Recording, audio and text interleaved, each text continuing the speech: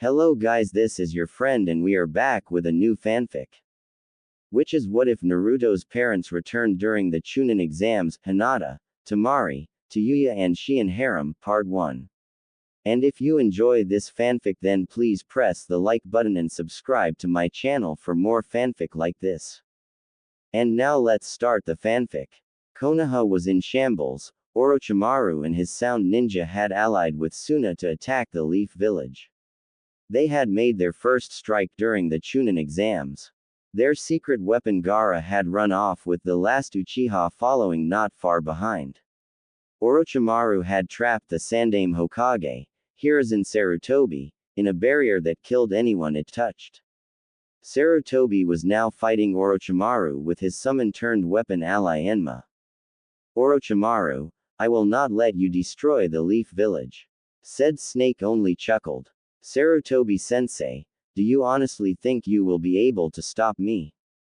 I have everything planned to bring about Konoha's doom. Sarutobi stared at him until Orochimaru pulled off a few hand seals. Kinjutsu, Junsei Tensai, Forbidden Jutsu, Perfect Rebirth, Sarutobi eyes widened. A perfect rebirth technique. Orochimaru smirked at his old sensei's expression. Ah, I see you understand sensei. This will bring back any person who I so desire to be born again. And all I have to do is sacrifice 2 souls to the Shinigami, not a bad deal if you ask me, especially with whom I ask the Shinigami to bring back. Sarutobi stared at his student in horror, thinking of all the possible people he could bring back. Who did you reincarnate? Grrn, the two were still locked with their weapons pushing against each other. Orochimaru chuckled. The greatest heroes of the Leaf, Minato Namikaze, and Kushina Uzumaki. He began to cackle as he saw his former sensei's face.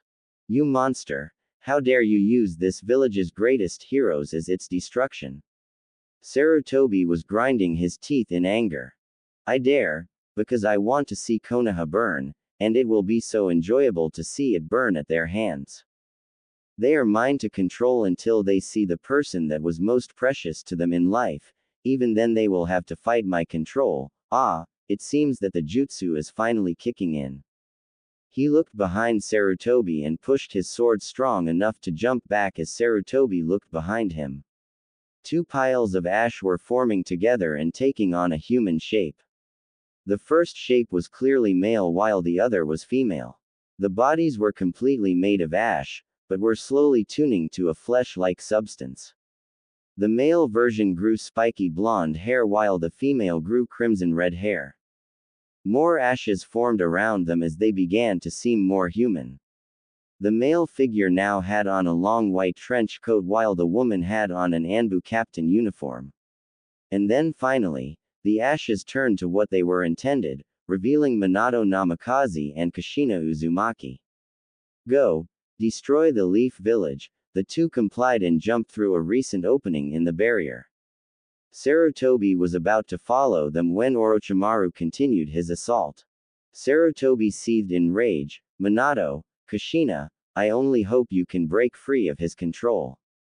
Naruto. Naruto was heading back to the arena. He had just helped defeat Gaara. Kyuubi had pumped enough chakra through his system to get him back up on his feet, and damned be him if he missed out on kicking some sound ninja. Naruto climbed over the arena walls and jumped in, to see dozens of Konoha shinobi dead, being stood over by the same man who ruined his life, with a red-haired woman beside him. He was about to move back, but the chakra of the Kyuubi stopped pumping through his body, causing him to lose his balance and fall into the arena. Once he landed, crack, he heard a resounding crack in his left leg. He grabbed his leg, barely noticing the 2 shinobi running towards him. He watched as the red-haired woman drew her katana, while the Yondaime pulled out an odd-looking kunai.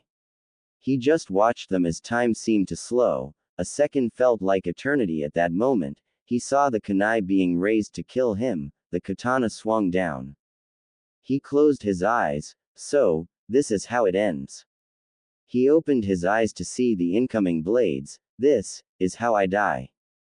He closed his eyes, and awaited death's embrace. He didn't care he was about to die anymore. It would relieve him of the hell he was forced to live.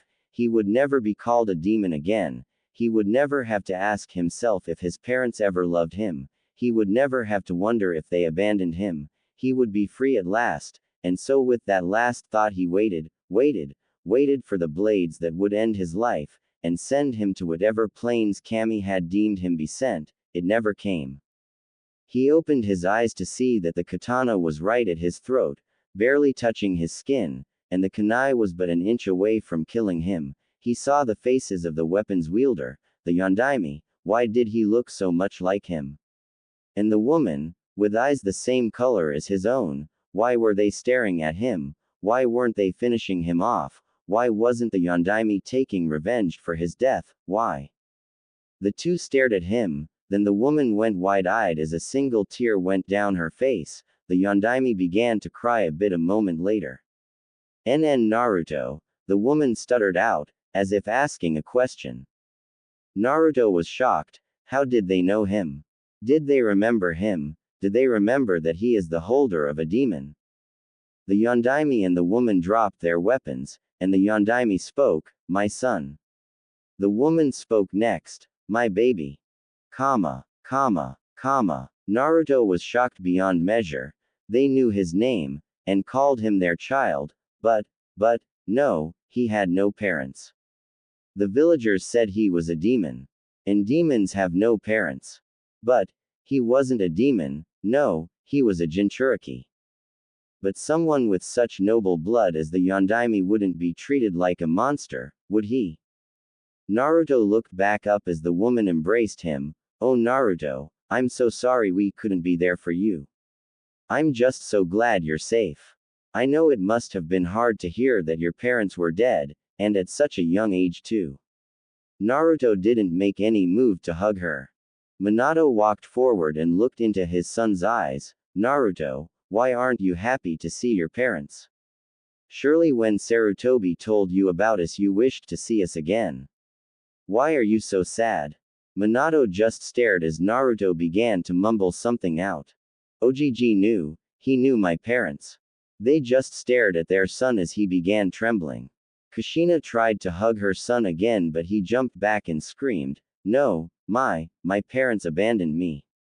The two were shocked. Did he honestly think that no child with blood as noble as the Yondaime would be treated like a monster?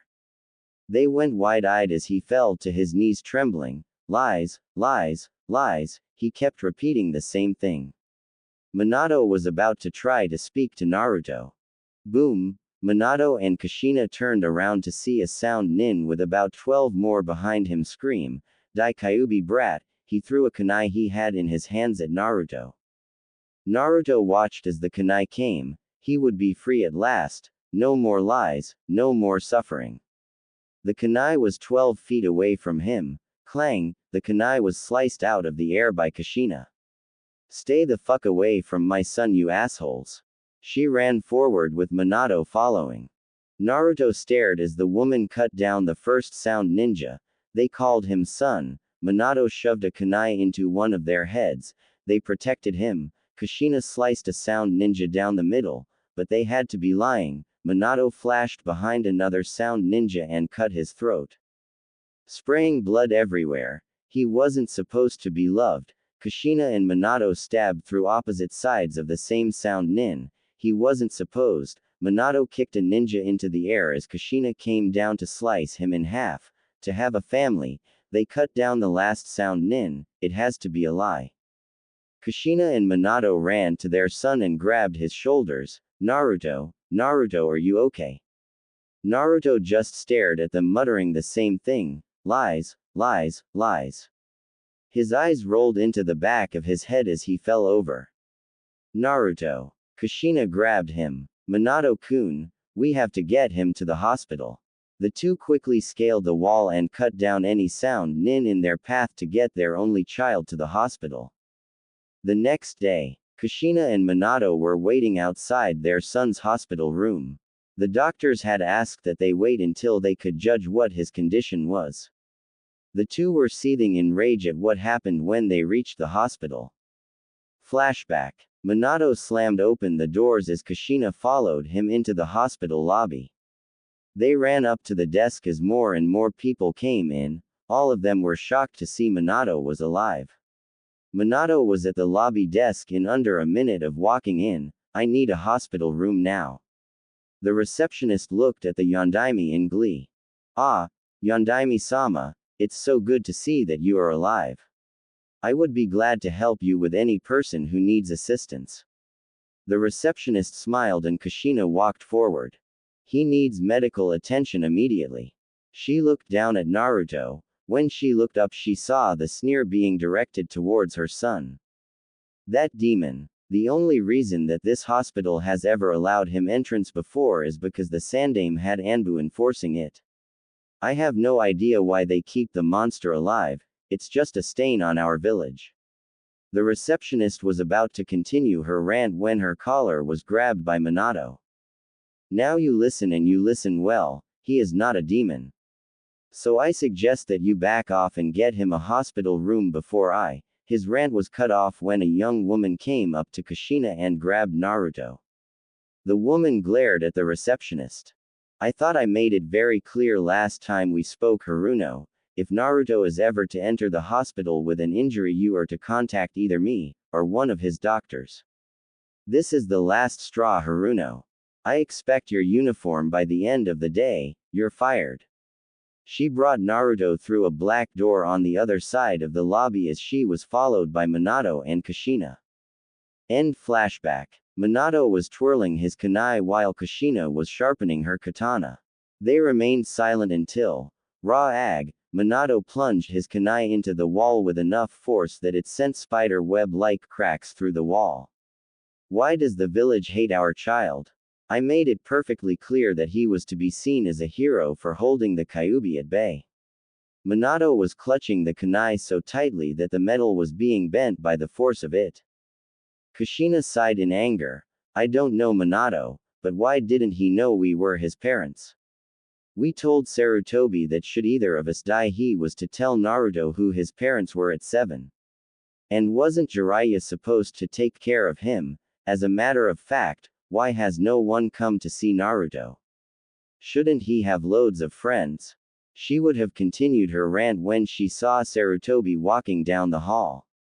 Minato and Kushina walked up to the Sandaime and stopped right in front of him. We want answers, Sarutobi, and you will give us them.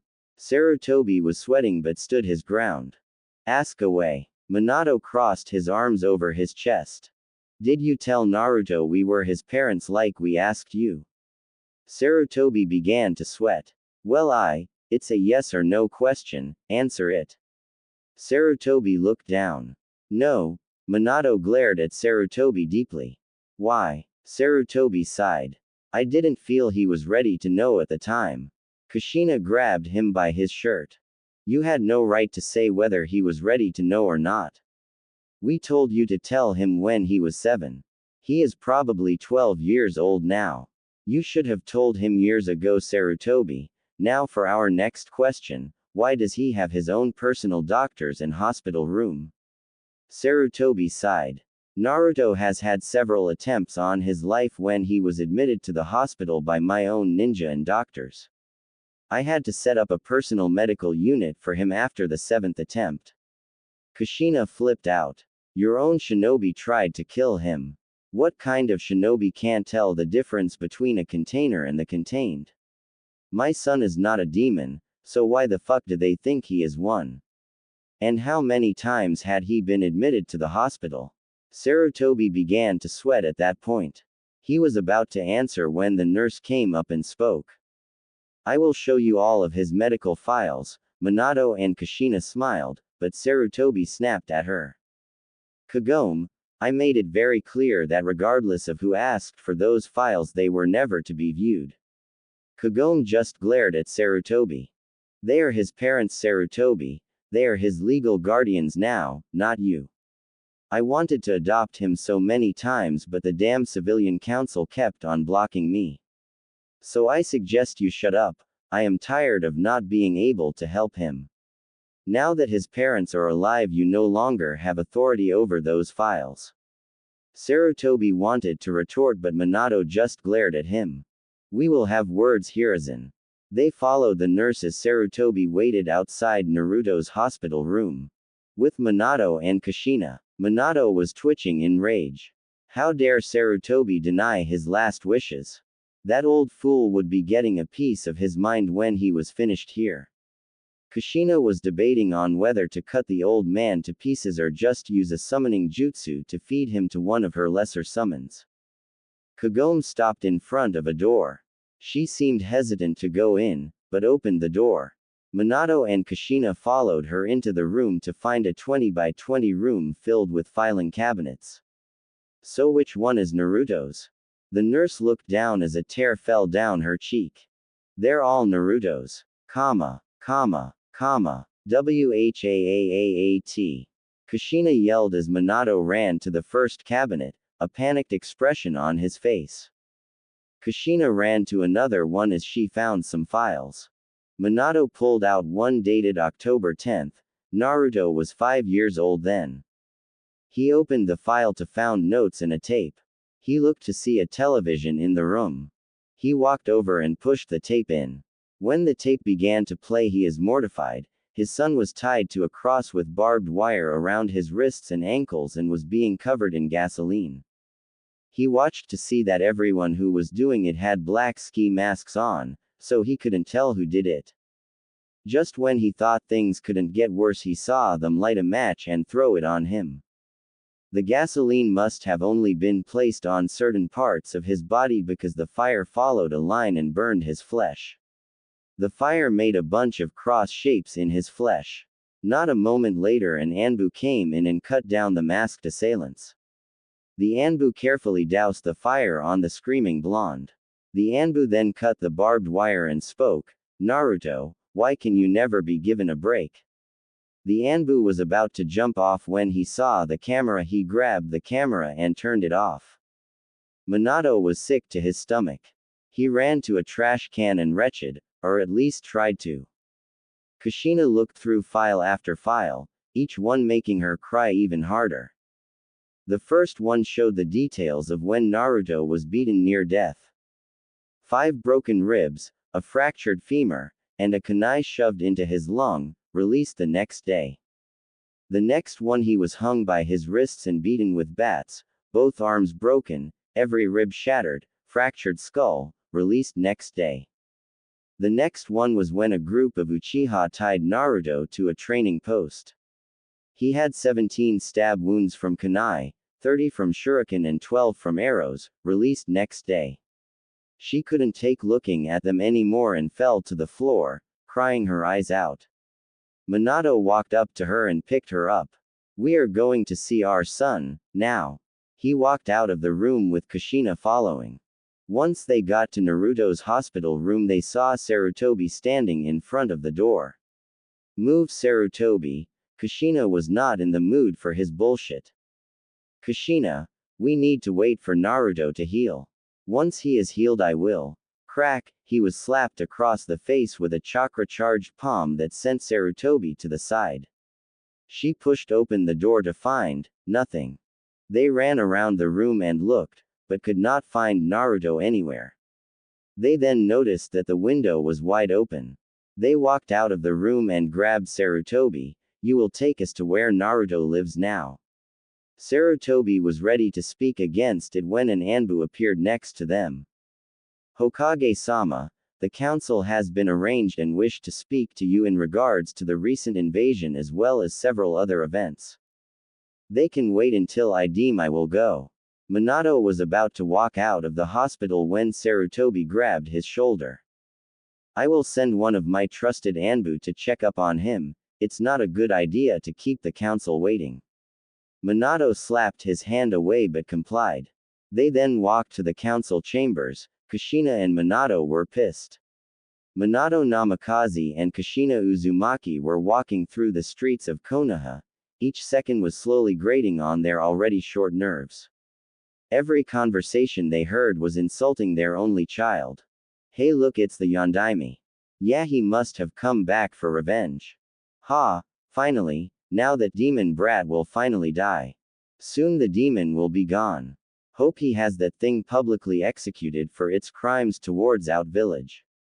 Kushina was gripping her katana like a vice as they grew closer to the Hokage Tower. They wanted to go see their child, but the fucking council was calling. Sarutobi had better hope nothing happens to their son. They had lost what little patience they had with this village and were considering leaving it with their child. After half an hour of walking through rubble and wreckage, they were finally in front of the Hokage Tower. The cage tower looked to be in better shape than the rest of the village.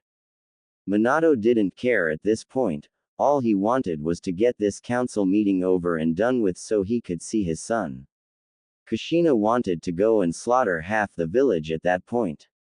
The two followed Sarutobi up the steps as they went to the council chambers. The halls were littered with glass and broken vases. They arrived in front of the council chambers. Minato wasted no time and kicked the council room doors open. The council members were shocked to see the Yondaime and the Red Death. Many council members were grinning ear to ear, some at the fact that the Yondaime had returned, others thinking that he had a way to kill the demon brat. Other male council members were eyeing Kushina like she was a piece of meat. The shinobi heads were quivering in fear, knowing that the Yondaime could take down any one of them. The first to speak was the Sandame's advisor and teammate Kaharu. Ah, Yondaime-sama, I see that you are doing well. Minato stared at Kaharu, with barely veiled contempt. Yes, I am doing quite well, thank you very much. I would like to know what this meeting is about. I have other matters to attend to. Kaharu flinched at the cold tone but kept her demeanor. The one who spoke next was another of Sarutobi's advisors, Homura.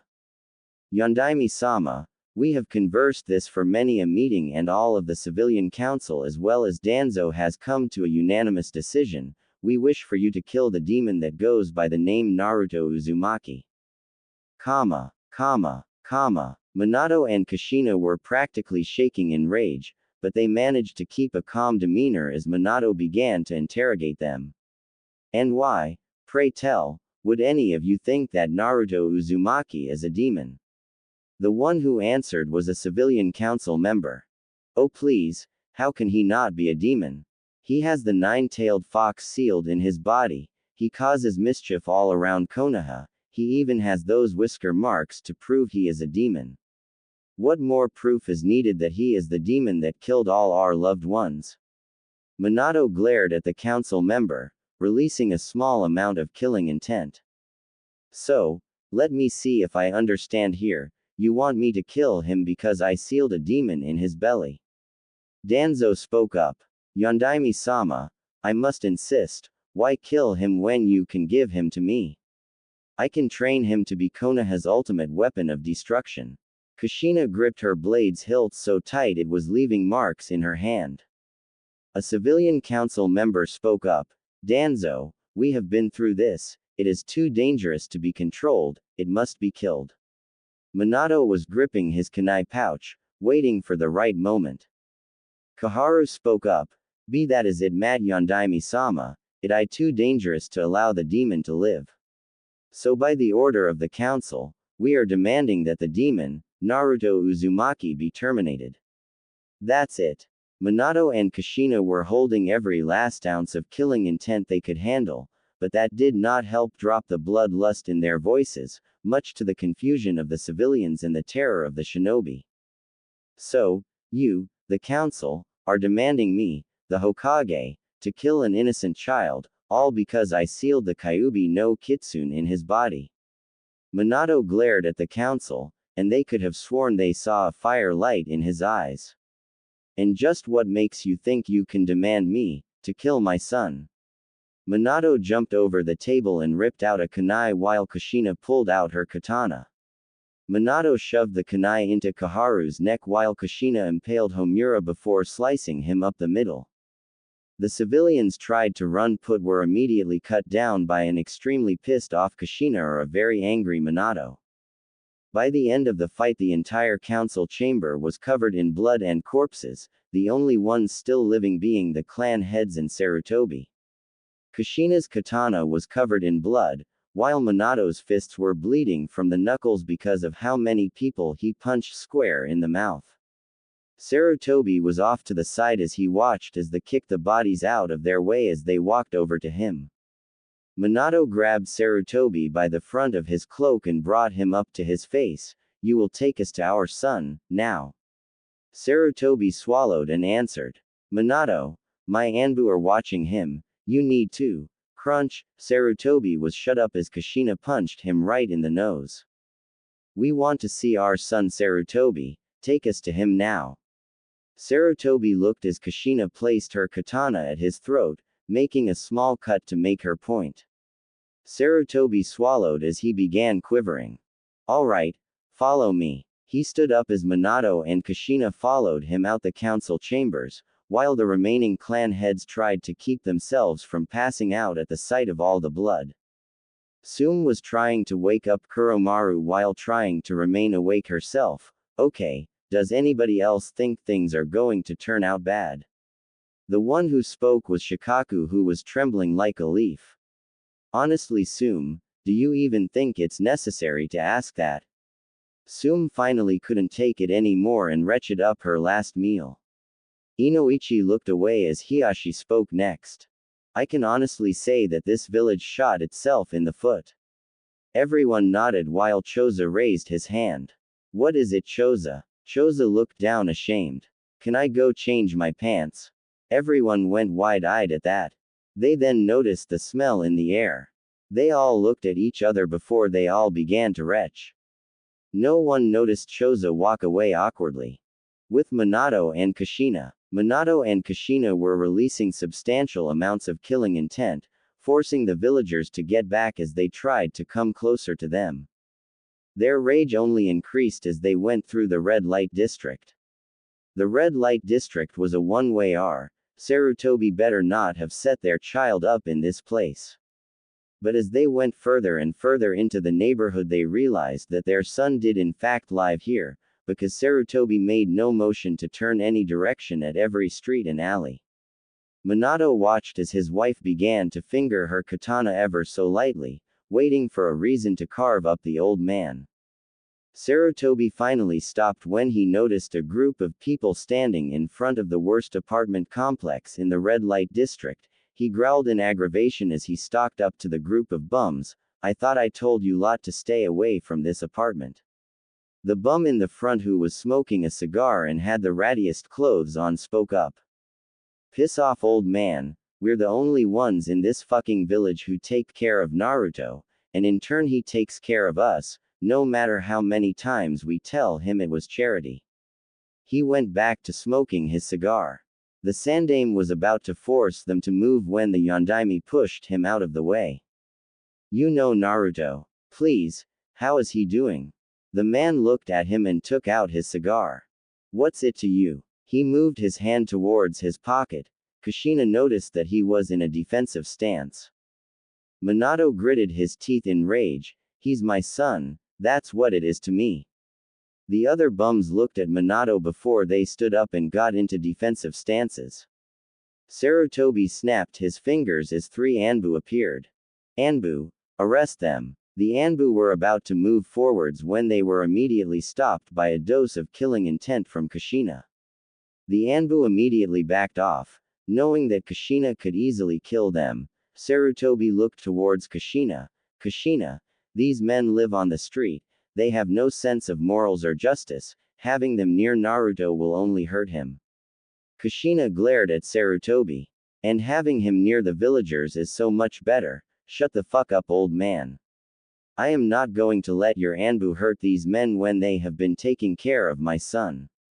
Kushina turned back to the bums to see they were still in defensive positions. "Please, where is Naruto? Where is my baby?" The bum in the back scoffed. "Where is your baby? Where have you been all these years? If he really is your son, then why haven't you been taking care of him?" Kushina began to tear up as Minato answered. "We were dead. Orochimaru brought us both back to life to destroy the Leaf Village. We managed to break free of his control when we saw our son. Please, where is he?" The lead bum simply sighed. He's upstairs, Loli is taking care of him. He had a nervous breakdown as soon as he got inside his apartment. You can go in, but make sure you don't hurt him. Loli would go nuts if anything were to happen to him. The bums stepped aside to let Minato and Kushina through, but immediately blocked the Sandame from walking any further. Move. The bums didn't move. As your Hokage, I am ordering you to move. The Sandame was shut up by a dose of killing intent as a black knife was placed at his throat by the lead bum. The bum glared at the Sandame and said only a few words. Not this time. The bums surrounded Sarutobi and brought out a few knives. Their stances suggested they were retired shinobi. Sarutobi sighed and waited for Minato and Kushina to leave the building. Meanwhile, Minato was about ready to run outside and break Sarutobi's neck. The entire building was infested with roaches, the walls were crumbling. Hell, a few more years and the building would have collapsed on itself. They looked around until they found a door that was partially open and had demon written all over it. Kushina opened the door to find that the apartment was trashed. She looked around to see that there was a bit of blood on the floor. She heard someone talking and went to a door. She looked inside to see Naruto sitting on his bed with an emotionless expression on. He was still wearing his hospital gown. There was a woman wearing a skimpy outfit next to him. She seemed to be trying to comfort him. Kushina tried to get a closer look in the room and ended up opening the door wide open. Naruto snapped his head towards Kushina and went wide-eyed. He unconsciously gripped tighter onto the woman next to him. The woman smiled at the blonde and removed his hands before giving him a kiss on his head. Kushina snarled at the woman as she sauntered over to the door and closed it behind her. She took a deep breath before she snapped around and glared at Minato and Kushina. You had better have one really good reason for coming here, woman. If you are here to hurt Naruto, she pulled out a retractable dagger, then you can expect to get carved open. Kushina glared at the woman and spoke. Just what the hell makes you think I would kill my own son? The woman raised an eyebrow before she spoke. You're his mother. Kushina nodded her head. You bitch, she slugged Kushina right in the face, sending her toppling over the already broken couch. Kushina tried to stand up but was pinned down by the woman as Minato tried to remove her. Where the fuck have you been all these years? You have no idea what Naruto had to go through because he had no family. How dare you come back here expecting him to just walk into your arms? In fact, how do I know you aren't going to hurt him and are using his desperation for family to do it? Kushina kicked the woman off of her and started to speak. I was dead, okay, the only reason I am alive is because Orochimaru brought me and my husband back to life. The woman narrowed her eyes and asked who her husband was. Kushina pointed to the Yondaime. For a moment the woman looked at him before she snarled in contempt. She ripped out another dagger and was about to charge at him, but Kushina grabbed her before she could. Why are you trying to kill my husband? The woman snarled out her response. Because it's his fault. Naruto has never known a moment's peace in his entire life. After he sealed Kyuubi in Naruto, the village demanded Naruto's death. Kushina was wide-eyed at that while Minato was gritting his teeth in rage. Those assholes, I asked them to see Naruto as a hero. Is the dying wish of a Hokage not worth anything anymore? Exclamation mark quote. Minato was pacing the floor while pulling his hair out. He kept on going through everything that he had heard in the last 24 hours. He finally stopped pacing and turned towards the woman, a pleading look on his face. Please, I need to talk to him. We, addressing Kushina, need to talk to him, please. The woman just looked at the two. She had been a kunoichi before she retired and was forced to whore herself off to make some change, so she knew when people were lying. Neither of them showed any signs of deceit or hatred. The least she could do was give them a chance. Sigh. 5 minutes, nothing more. Kushina smiled as Minato nodded his head. They walked up to the door behind the woman. Kushina was curious about something. What is your name? The woman smiled before answering. Loli. 5 minutes. She opened the door and looked at Naruto, who was still shocked. She sauntered over to him and kneeled in front of him. Naruto, these two wish to speak with you.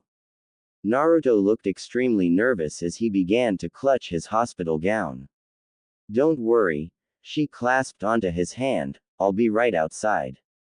Naruto nodded his head as Loli walked past Kushina and Minato, giving them a stern look as she passed by, closing the door behind her. Naruto looked at the two before he broke out one of his usual grins. So, what did you two want to talk about? Naruto watched as the two nervously looked at each other. Kushina spoke up as she sat down on the floor, followed by Minato. Naruto, I know that the Sandaime never told you, but we are your parents. Naruto grinned again and answered with a clearly strained demeanor.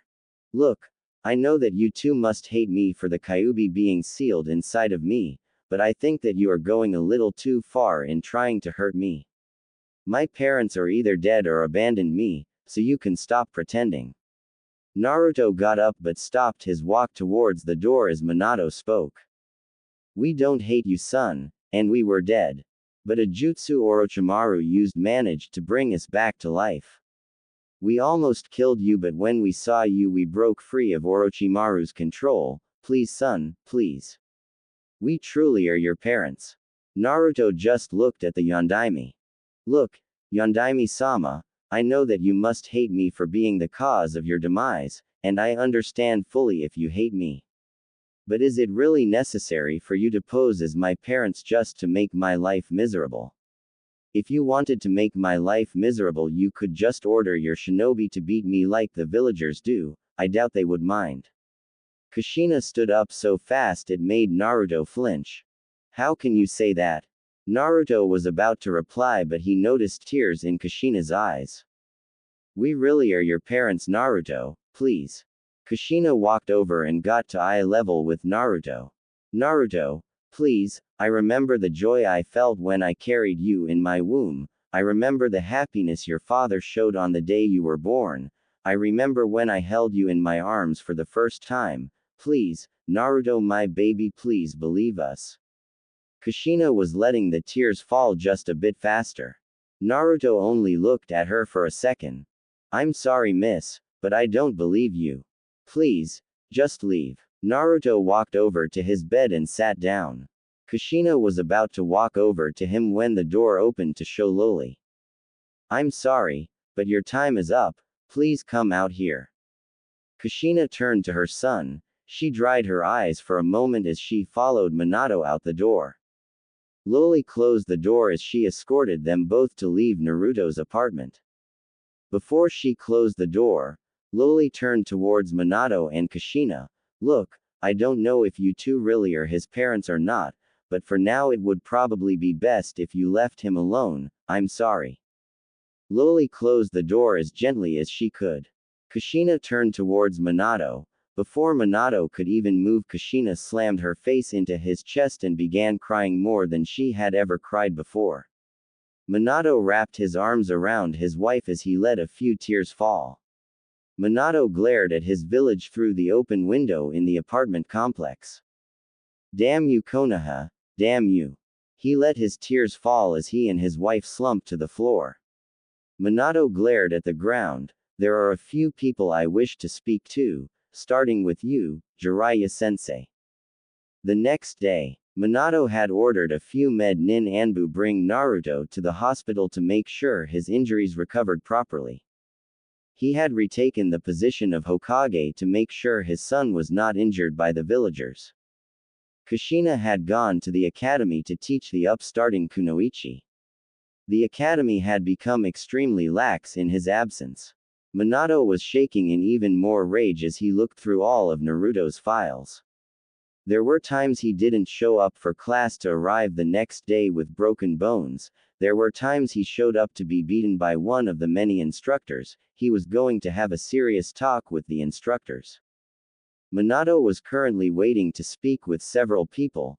All of them had a connection with his son, and it would help him decide whether or not he would continue being Hokage, or find a successor and protect his son. He looked at the ones who he would be speaking to. Jiraiya the Gamma Sennin, his sensei, and Naruto's godfather. According to the Sandaime, Jiraiya didn't even meet his son until 3 days after the preliminaries of the Chunin exams, and he had come to the village on a monthly basis to give reports to the Sandaime, and not one of those times did he bother to check on his son. Kakashi Hatake, his own student and Naruto's sensei, has shown blatant favoritism for the last Uchiha. He has not taught Naruto anything while he teaches both Sasuke and Sakura. He even set Naruto up with a sensei that could never teach him anything while he went off and trained the Uchiha, when he knew that Naruto needed the most help in terms of training. Iruka Umino, Naruto's sensei in the academy and surprisingly the only one of the academy instructors who even tried to teach Naruto. He had even risked his life to save Naruto when another academy instructor tried to kill him. He definitely had to give props to this guy. Minato looked at the clock. He had asked his wife to bring in Iruka Umino so he could speak with him at noon. It was a few minutes of noon. If he knew his wife, she would either be directly on time or a little bit early. He was about to go back to reading the files on them when he heard knocking at his door. He looked up. Enter. The door opened to reveal his wife with Iruka Umino. Ah, Kushi-chan, I see you brought in Iruka-san as I asked. Kushina blushed as she nodded. Yes dear, Iruka-san had no current meetings so he was able to come speak with you as you asked. She smiled towards Iruka as she left to return to the academy. Iruka entered the Hokage office and immediately went into a line of respect. Yondaime-sama, I am honored that you requested me here and Iruka stopped when Minato began chuckling. It's alright Iruka. You are one of the few who can get away with being yourself around me, but where are my manners? Just call me Minato, have a seat, there are things I wish to discuss with you. Iruka sat down, shocked that the greatest legend of all time didn't care about formalities. What did you wish to speak about Minato? Minato immediately got a slightly forlorn expression on his face. I wish to speak to you in regards to Naruto Uzumaki, my son. Iruka was shocked beyond belief. His student, Naruto Uzumaki, was the son of the Yondaime. But if Naruto was the son of the Yondaime, then that meant he must be the son of Kushina Uzumaki, and that meant. Iruka got on his knees and clasped his hands together. Yondaime-sama, I know that at one point I hated him because of the Kyuubi. But I swear on my family name that I no longer see Naruto for. Whoa there Iruka, I never said that you think Naruto is Kyuubi. In fact I never even asked you here to answer any of those questions.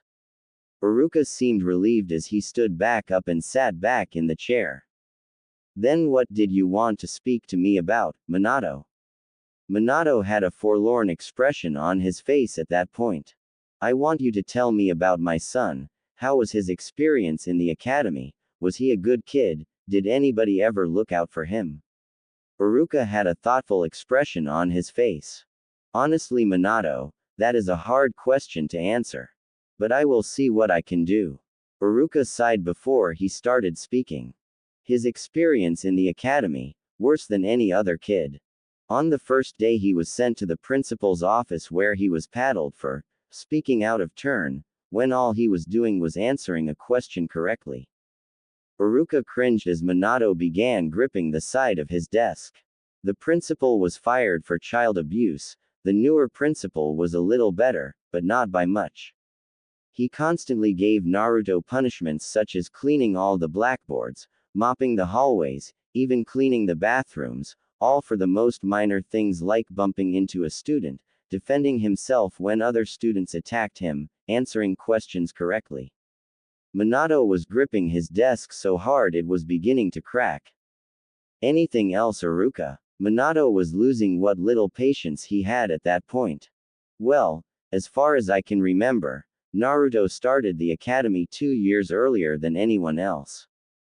I started teaching him after his 4th year in the academy. By the end of his first year I no longer saw him as the Kyuubi, Iruka looked down at that point.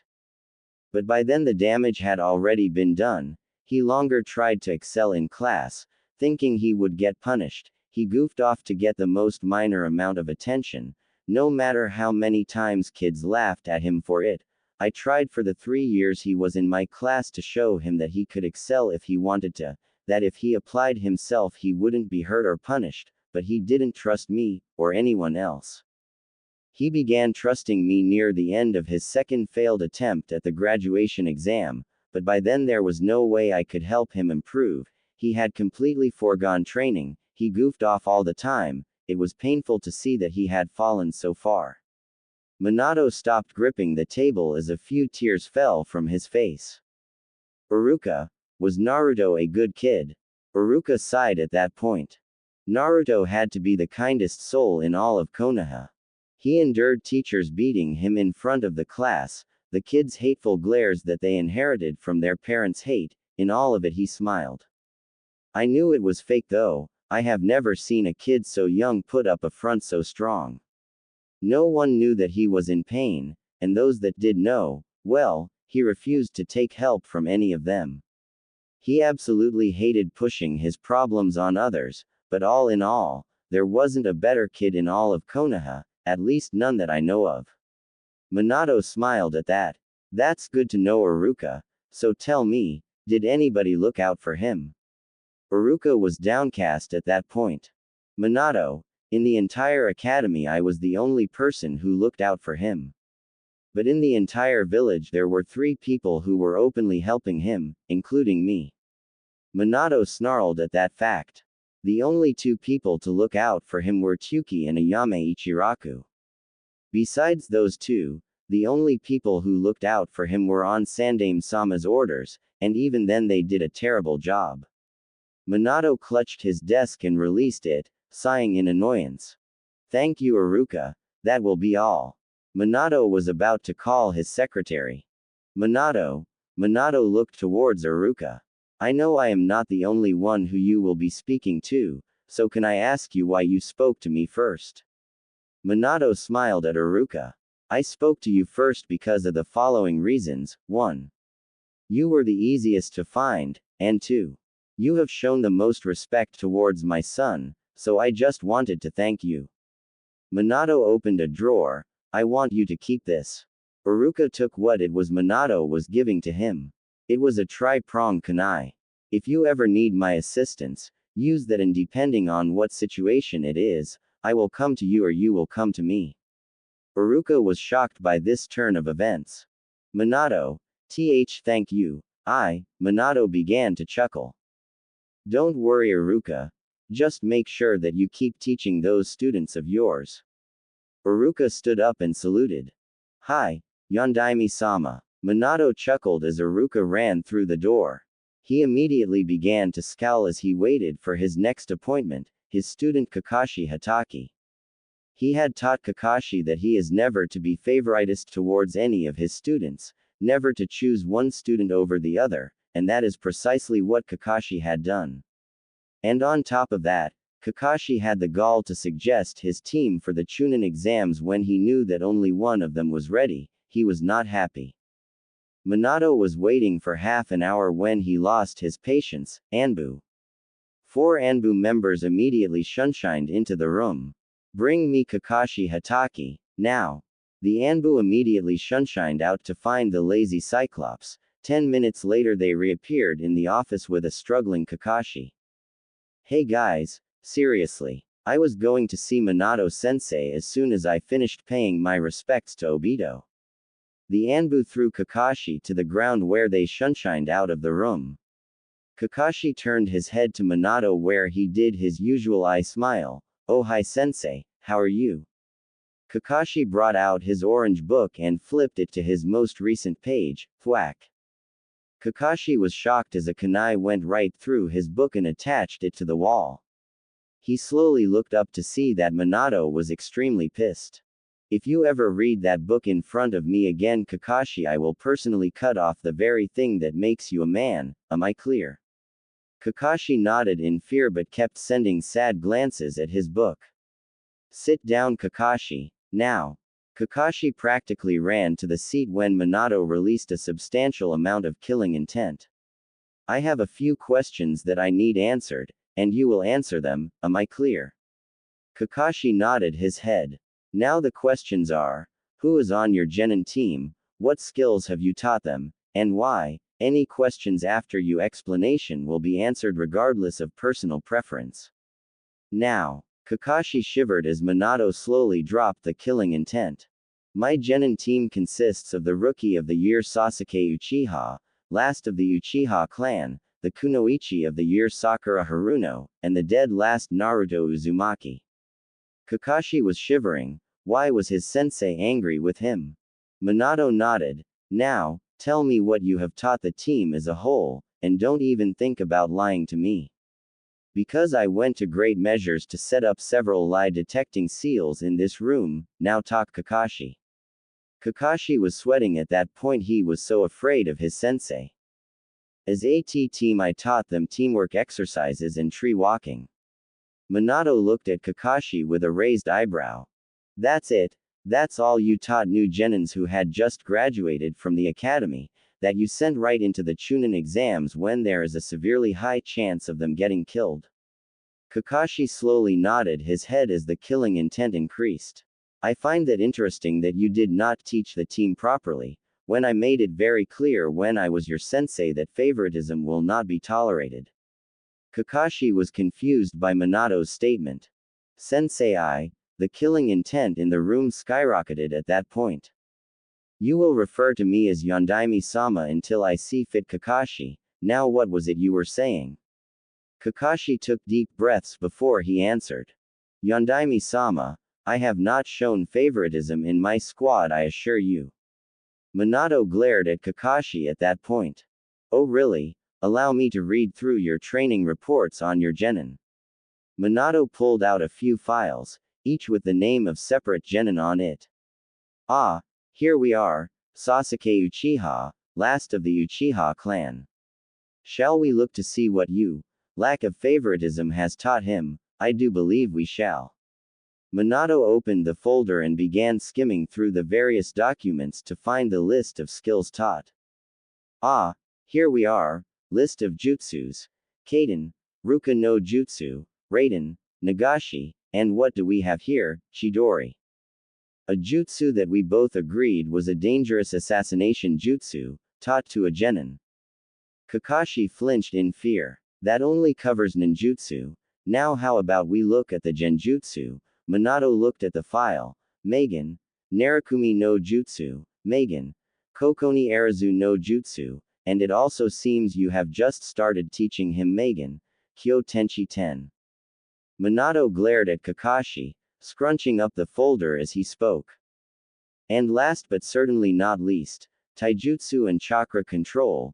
He looked at the paper. For Chakra Control you have taught him water walking, leaf balancing, and basic kunai balancing. Now Taijutsu, I see that you have taught him Goken, the standard Hataki style of fighting, and some basics in the Uchiha style of Taijutsu. Minato set the folder down. Now with the Hataki style of fighting I can't do anything, since as the only remaining member of the Hataki family, you have absolute say who you teach it to. And the Uchiha style of fighting rightfully belongs to Sasuke. However, the Goken is a dojo style of taijutsu, and from what I can see from your reports, you only acquired this style of fighting through copying the taijutsu style and then teaching it to the Uchiha. Dojo techniques are never, and I mean never, to be taught outside of the dojo. I am surprised that Maida Guy has not pressed charges for stealing techniques from a dojo and then teaching them to someone who is not part of the dojo. Kakashi was sweating like a pig at this point. Yondaime-sama, you have to understand that Sasuke was fighting against a strong opponent and he needed those techniques just to survive. Minato slammed his fist down into the desk, forcing it to crack. And your other student did not. How can you tell me that Naruto Uzumaki, the dead last of the year, going against last year's Rookie of the Year, who had no problem trying to kill his own family, could possibly survive that fight without Kyuubi's chakra, with such mediocre skills? Kakashi was shivering in fear. His sensei was making anything Tsunade released as killing intent look like a slap on the wrist. I figured he would be able to use Kyuubi's chakra. Besides, there's no way he could have won in the first place. He has no skills as a shinobi whatsoever. The killing intent skyrocketed. No skills as a shinobi. I hardly say that someone who has managed to evade Anbu, break into the Hokage vault, steal the Forbidden Scroll, learn an A-rank Kinjutsu in a couple of hours, and develop unique battle strategies at the last second has no skills as a shinobi Kakashi. Did you even bother to teach him anything? Oh wait, I will answer that by listing what you have taught him. Minato pulled out a file on Naruto and began flipping through the pages. He finally stopped at his training list. In the 6 months you have been Naruto's sensei, you have taught him tree walking, and nothing else. Teamwork exercises that help the Uchiha develop his skills do not count as a training skill. Kakashi. Minato slammed the file on his desk. According to the Sandame's reports, you practically demanded he be put on your team along with the Uchiha. Yet in the entire time that you have been his sensei, you have taught him absolutely nothing. Every skill he has in his arsenal is self-taught. So why, if you were never planning to train him in the first place, did you demand he be placed on your team when there were several other Chunin who could teach him, willingly, thus stunting his growth as a shinobi? Answer me, Kakashi. Kakashi was holding his bladder. He was induced with so much killing intent. Yondaime-sama, I demanded Naruto on my team because there was a general rivalry between Naruto and Sasuke. I felt it would help Sasuke improve and grow. Yondaime-sama, you must understand that I was doing what I did in Obito's memory. I needed Naruto to be a rival to Sasuke without completely rivaling him. It was the only way to guarantee Sasuke remains loyal to the village. The air grew so cold that Kakashi could have sworn he saw his breath. So let me get this straight, you made it so that Naruto could never excel as a shinobi, also you could train the Uchiha, all in Obito's memory. Kakashi nodded. Minato took a deep breath. You will no longer be training Team 7 Kakashi, take your precious Uchiha and train him to your heart's content, but I refuse to allow you to stunt my son's growth. What? Kakashi was shocked. The person whose growth he had been stunting was, oh god, what have I done? Minato sensei, you have lost the right to call me sensei. Kakashi, you have taken all that I have taught you and thrown it out the window. You say you are honoring Obito's memory, from what I have seen you are disgracing it. I am ashamed to call you my student. Kakashi fell to his knees and began pleading. Yondaime-sama, please, I beg you, please give me a chance to redeem myself. If I had known Naruto was your son, I would have. Slap. Kakashi grasped his cheek when Minato backhanded him. He looked into his sensei's rage-filled eyes. You would have what? Played favorites with him? Has Konoha fallen so far that they will only honor someone with noble blood? I am truly disgusted. Minato returned to his desk. Get out of my sight. Kakashi let his head fall as he began to tear up, realizing his mistake. He turned and began walking towards the door. One more thing, Kakashi. Kakashi stopped in his tracks, not bothering to turn around. If you are late for tomorrow's meeting, or any meeting after by even a minute, I will rip out your Sharingan eye and destroy it right before your eyes. Obito's memory be damned. Kakashi nodded his head and walked out of the office where he shunshined off, breaking into tears as he got home. Minato was trying to calm down, knowing the next person he was going to meet was going to piss him off the most. He finally calmed down as he heard knocking at the door. Enter. The one who entered was a very pissed off secretary. Jiraiya-sama is here. Yondaime-sama. Jiraiya must have been making rude comments towards her concerning her figure. Send him in. Minato's tone left no room for discussion. The secretary moved out of the way as Jiraiya came waltzing in with an annoyed scowl on his face. Hey, Minato. How is it going? Minato glared at Jiraiya. Look, can we hurry this meeting up? I have to get back to my research. Minato chuckled. Yes, of course, as it seems that your research is far more important than your duties to your godson. Jiraiya got a serious expression on his face as he began to explain. Now Minato, I know I haven't been the best godfather, but shut up Jiraiya and sit down. I don't want to hear your explanation unless you have something that will deny the facts that I have here, and don't even think about lying to me. Jiraiya sighed as he sat down. Now, we will start off with this report right here. Minato held up a folder that concerned Tsunade. I was wondering where Tsunade was, until I reads this. Minato opened the folder and began reading. I find it interesting that the Sandaime knew the corpse clone jutsu when you were the only one with that skill. And I know for a fact that the corpse clone jutsu is a skill that is only taught in your family, and you only learned it fully a week before the Kyuubi attack. Also, the Sandaime was always busy, so there was no way that you could have taught him it. Care to explain then how Sarutobi managed to present a corpse clone in the likeness of my son to Tsunade? Well, Jiraiya began to shiver a bit. He was in deep shit right now and he knew it. Sigh. I made the corpse clone Minato.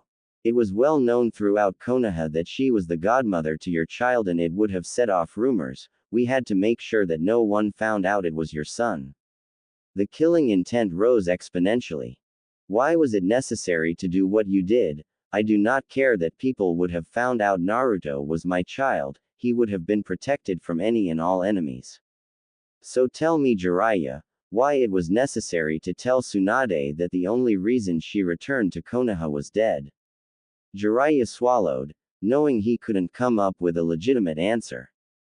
Minato, I know you are angry but, the killing intent was worse than anything Tsunade had ever done.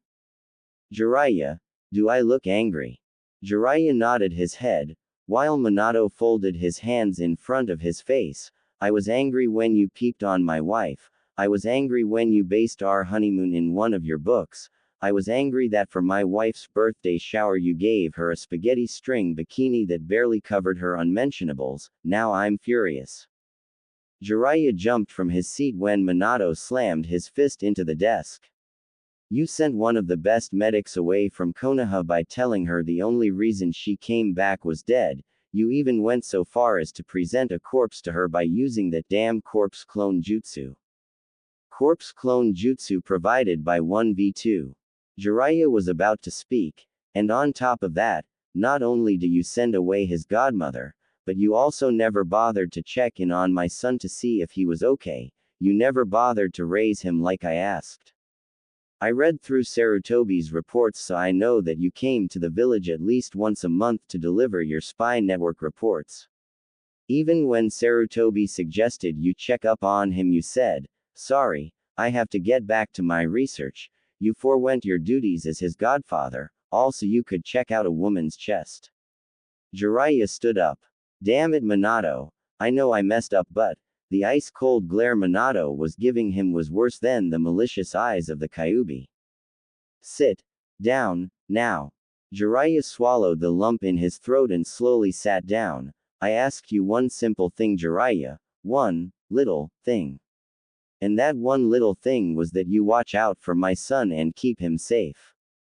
And you can't even do that right. Jiraiya wanted to protest but knew he was beat. He was going to make sure he made up for his stupid mistakes. Minato, I understand that what I did was wrong but, Minato cut him off again. And don't think I haven't heard how you trained my son for the Chunin exams. Tell me Jiraiya, since when is throwing a 12-year-old who has had no formal training in chakra control off a cliff so he can summon a massive toad using a type of chakra that he has never had training in using a smart idea? Jiraiya began to sweat but thought he had an answer.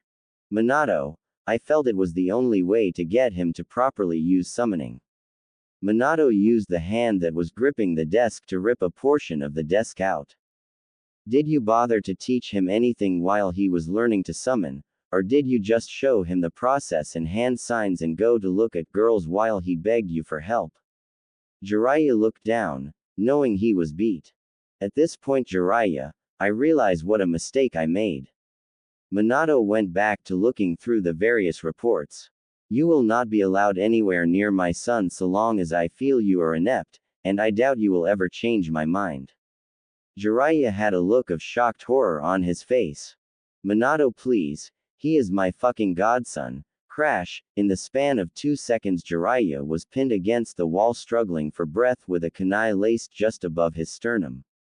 You lost all rights to being Naruto's godfather 12 years ago. I have made my decision and you will follow it. Or so help me Kami, I will take away everything that makes you a man. Minato shoved Jiraiya into the wall as he walked back to his desk. You have 24 hours to prepare yourself for a mission to retrieve Tsunade. You will tell her the whole truth, her wrath be damned. Jiraiya was taking deep breaths as Minato gave him a task he was terrified to do. Are you kidding? Tsunade will kill me. Thwack. Jiraiya slowly looked down as he saw Minato throw the kunai in between his legs. Luckily the kunai only caught his clothes. You had better hope she kills you, because if you do not take this mission I will make you suffer for all of your transgressions. My patience with this village is reaching its limit, and fast. Now get out of my sight, Jiraiya. Jiraiya nodded his head and left the room, terrified of the repercussions if he didn't. Once Jiraiya left the room, Minato lost it. AAA AG. He charged up 2 Rasengans and smashed the library in the office to bits. He then proceeded to release a chakra pulse that shattered the windows. He grabbed the desk that was already damaged beyond repair and threw it out the window, barely missing a few coming Chunin. After Minato released his pent-up rage, he broke down and began to cry. He was so ashamed of his village. They had ignored his last wish, they had abused his son, and because of it he didn't even believe they were his parents. He would fix that. Minato stood up with puffy eyes that held massive determination. It's time this village learned who they have been abusing. Minato went to his office door and kicked it open, not caring that his secretary was staring at him in terror. Next day, Junin meeting. Minato was staring at the 3 rookie Junin, Kurenai Yuhi, Asuma Sarutobi, and Kakashi Hatake. He had also called in several other Junin to assist, Anko Mitarashi, Shiranui Genma, and an Anbu by the name of Tenzo. There were also many lesser Junin along with Maida Guy, who was looking at Kakashi with disappointment. Minato was sifting through various logs about the Junin, including the ones who had personally asked to train his son. The first was Anko Mitarashi, 18 years old, single, specializing in torture, interrogation, assassination and assault. Lived a life almost as bad as Naruto's but was spared most of the wrath with her terrifying skills. Reasons for requesting Naruto as her student, doesn't want potential to be wasted, and he is kinda cute. The next was Kurenai Yuhi, 23 years old, single, specializing in genjutsu. Lived a fairly sheltered life until parents' death at 8, she became devoted to the kunoichi system and hates fangirls. Reasons for requesting Naruto, can't stand to see her favorite Hyuga's crush be held back by hateful Junin. Asuma Sarutobi, 24 years old, single, specializes in close combat and wind-based jutsu. Heir to the Sarutobi clan but has since forsaken that right. Reasons for requesting to train Naruto, make up for my father's mistakes. All in all, he was impressed with the 3 that requested his son.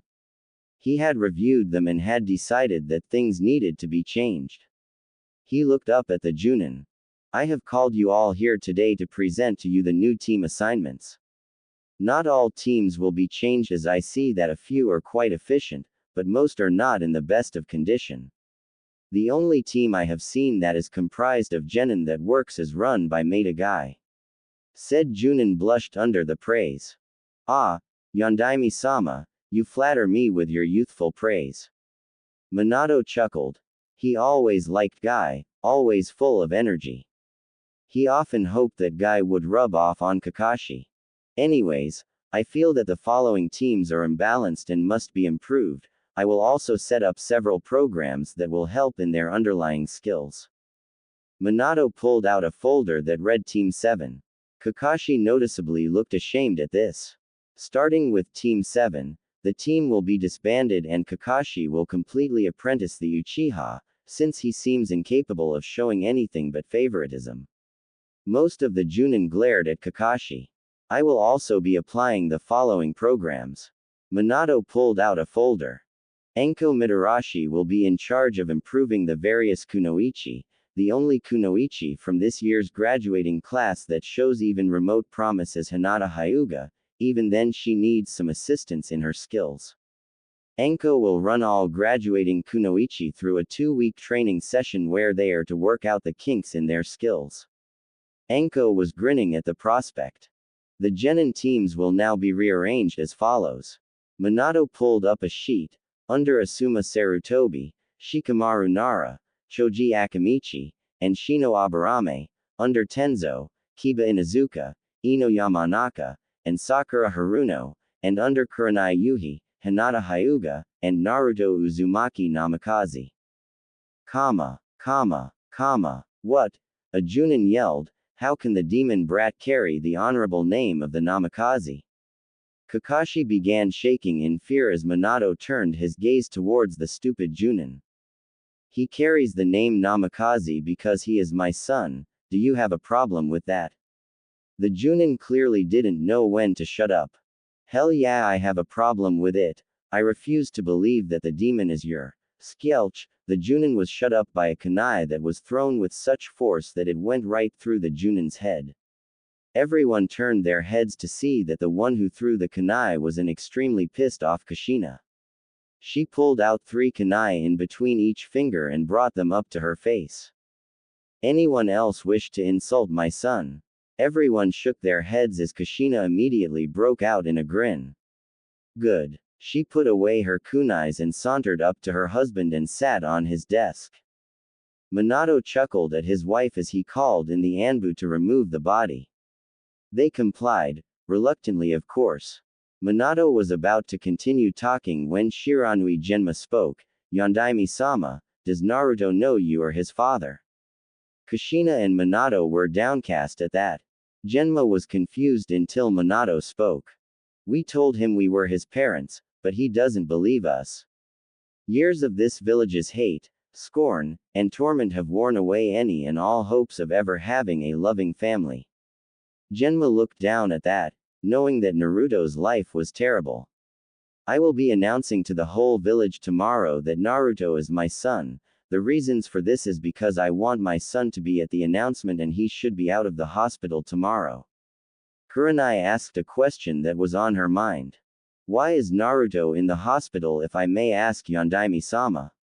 Minato began grinding his nails against the desk. In my son's case, a minor case of a shattered femur that will finish healing by tomorrow. Everyone was shocked that a shattered femur was considered minor injury for Naruto. That is all, you are all dismissed. Everyone but Kurenai shunshined out of the office, having more questions for the Yondaime. Yondaime-sama, why did you place your son with me? Surely Kakashi would have been better suited to train him. Minato scoffed at the mention of Kakashi. My former student has been my son's sensei for the past 6 months, and in that time he has only taught him tree walking.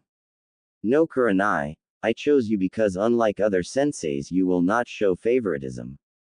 I also think that you can bring out the best in my son. Kurenai smiled at the praise but immediately shunshined off. Minato went back to work while Kushina began her trek back to the academy, while a certain Hyuga was going to visit Konoha's resident blonde.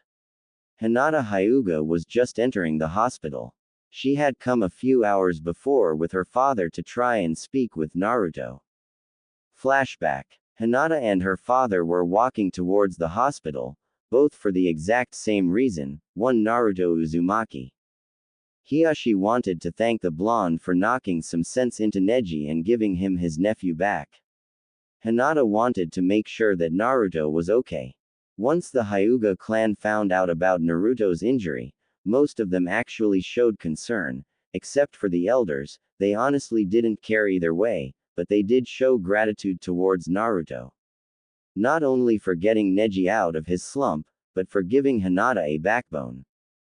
Hiashi and Hinata had arrived at the hospital to find that the usual person at the front desk was not there. Hiashi scoffed at the memory of the woman. He always hated that woman for doing what she did to the young blonde. He walked up to the desk with a calm demeanor and spoke, "I wish to know the room number of Naruto Uzumaki." The woman at the desk looked up and gave her reply. Yondaime-sama has ordered that no one enter his room. You will need the Hokage's signature to meet with him. Do you have it? Hiashi shook his head. Then I cannot give you the room number. The woman went back to reading the documents as Hiashi tried to reason with the woman. Please, I need to speak with him, it is urgent. The woman looked at Hiashi. Get the Hokage's signature, but I would wait a few days. He currently isn't in the best of moods. She went back to her paperwork as Hiashi turned around to head to the Hokage Tower, hoping his resurrected friend was in a good mood. Hiashi did not notice his daughter run behind a tree where she was plotting a break-in. End flashback.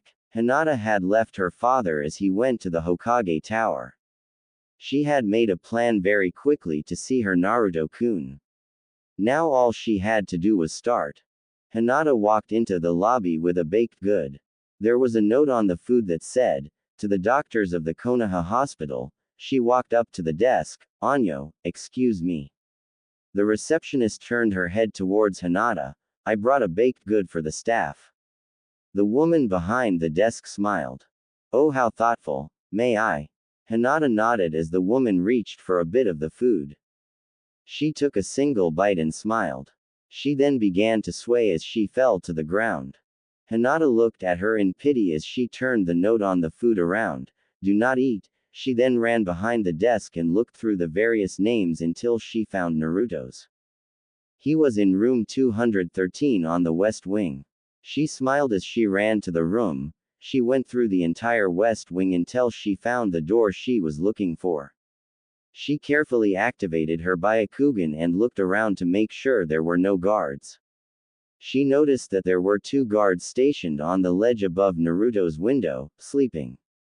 Hinata sighed at the Anbu members' clear lack of motivation to actually do their job, not that she would say this out loud. She carefully opened the door to Naruto's room and walked in. She was blushing furiously when she realized that her Byakugan was still active and she was seeing through his clothes. Hinata had to contain herself, but man was it difficult. The only reason that in the last few months of being a kunoichi that she hasn't jumped Naruto was the fact that she would faint every time she got perverted images of him in her head. She walked up to Naruto's bed as she slowly turned off her Byakugan, taking in his natural features. She stared at the blonde's face as he slept and let a smile grace her features. "Naruto-kun, if only I could tell you what I feel." She ran a single finger across his whisker marks.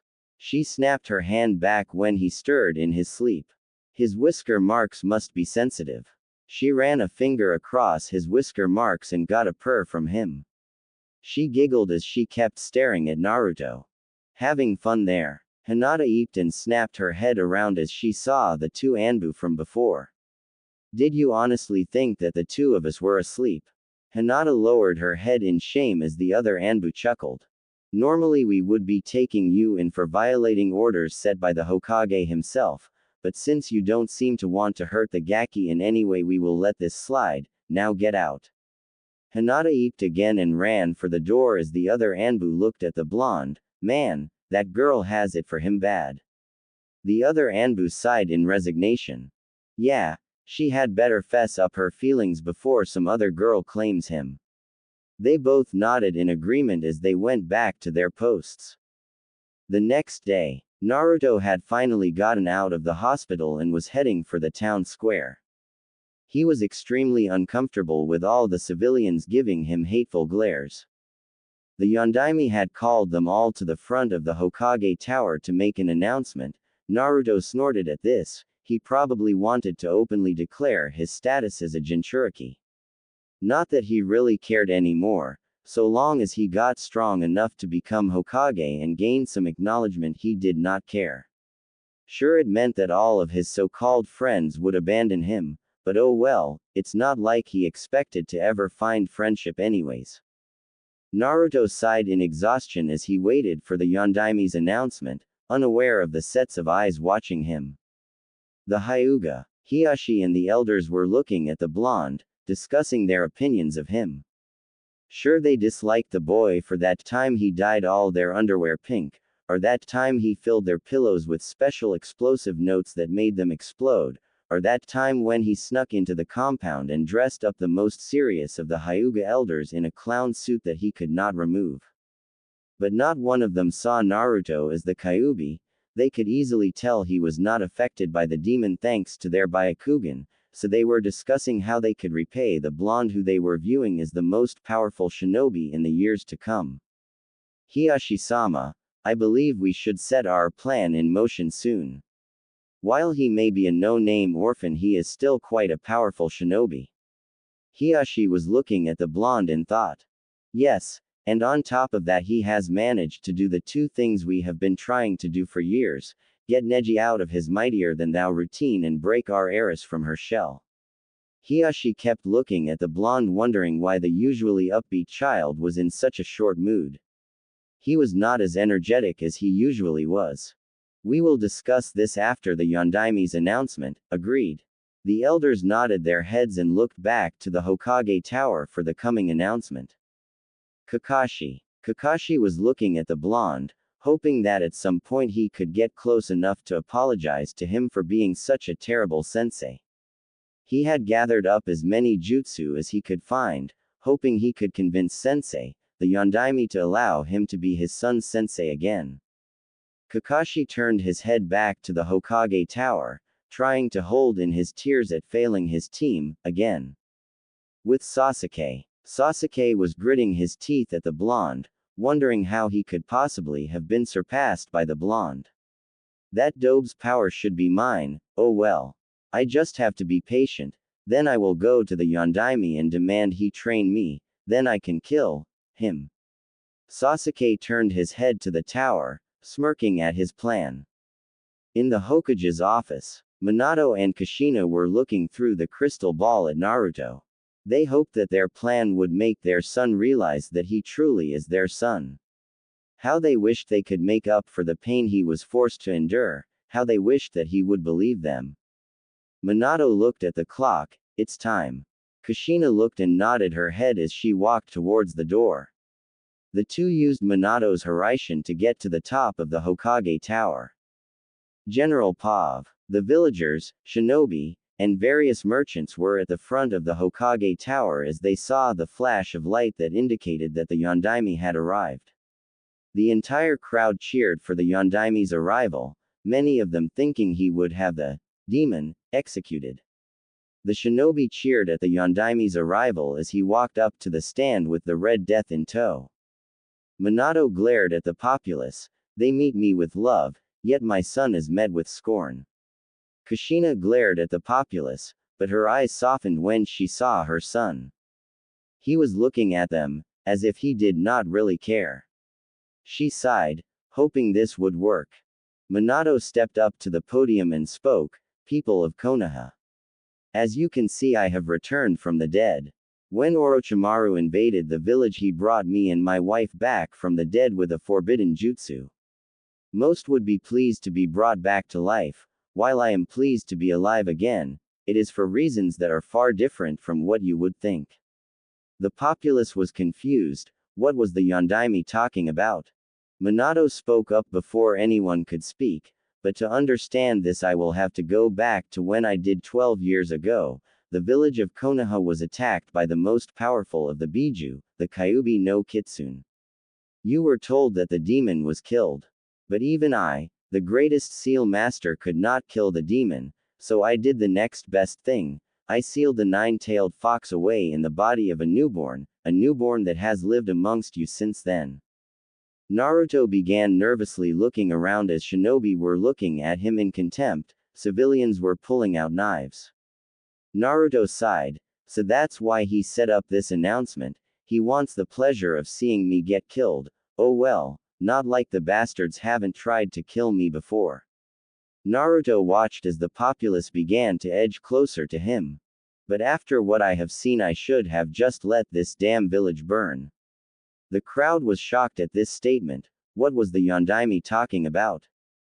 A civilian managed to shout loud enough for the Yondaime to hear. What are you talking about, Yondaime-sama? What have we done to deserve such a fate? The civilian was shut up by a dosage of killing intent from the Yondaime, who spoke with clear aggression. You deserve such a fate for how you treated my legacy, that's why. The civilians were confused, the shinobi were curious, but the ones who knew what the Yondaime meant were looking down in shame. What legacy? How have we treated you legacy to make you think we deserve death? In fact, why do you not tell us who your legacy is so we may properly honor him, then we can kill the demon that took your life? That was the last straw. Minato and Kushina released as much killing intent as they could. You disgust me. What the hell was I thinking when I took the title of Hokage? Do you all mean to tell me that none of you noticed that my son was right in front of all of you, and throughout all these years you have abused him? How can you all be so blind? The civilians were confused as hell, but the shinobi were slowly putting it together when they saw Naruto's reaction. Minato released as much killing intent as he could and pointed to Naruto. My legacy, and the one you abused, and the person that I used to save all of your wretched lives was my son, Naruto Uzumaki. The civilians were shocked as well as the shinobi. They all looked at Naruto, but they were all shocked at what he did. For the love of Kami, if you want to hurt me so bad, get your damn shinobi to fucking torture me. Seriously, is it even necessary for you to go to this length to try and hurt me? The civilians were shocked at this. I know you hate me since I hold the demon that killed you and your wife, but seriously man, don't you think you are going a bit overboard? Minato and Kushina used Hiraishin to get to him. Naruto was shocked and spoke. Okay, seriously, I may not have paid that much attention to most of Iruka's lectures, but I do know you need one of those damn kunai to warp with that technique. How the hell did you get here when there is no kunai? Minato pointed to Naruto's collar. Naruto grabbed his collar and looked inside. There was an intricate seal.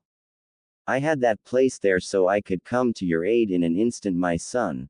Minato would have said something else, but his son grabbed the jacket and threw it to the ground. My son, what are you doing? Naruto shot him an annoyed glare. Would you stop it with the, I am your father routine? I may have fallen for that trick the first 3 times, but I ain't falling for this one. Minato was shocked that someone had tried to pose as his parents before. I stopped falling for those damn routines after the 3rd one when the person who was my mother slipped a lethal poison in my dinner and threw me into a fucking river. Minato got on his knees and began crying as he grasped onto his son's shoulders. My son, please, I am telling the truth, I am your real father. He turned his head to Kushina, who was crying her eyes out. She is your mother. We are your parents. Damn it, Naruto, please believe us.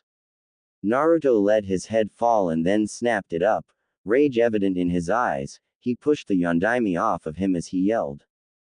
For the love of shit, just cut it with the fucking charade. If I was your damn son, I wouldn't have been beaten near death every fucking birthday I had. My damn instructors wouldn't rig my damn tests, and I certainly wouldn't have been used to hold the damn demon. What father could do that to their own son?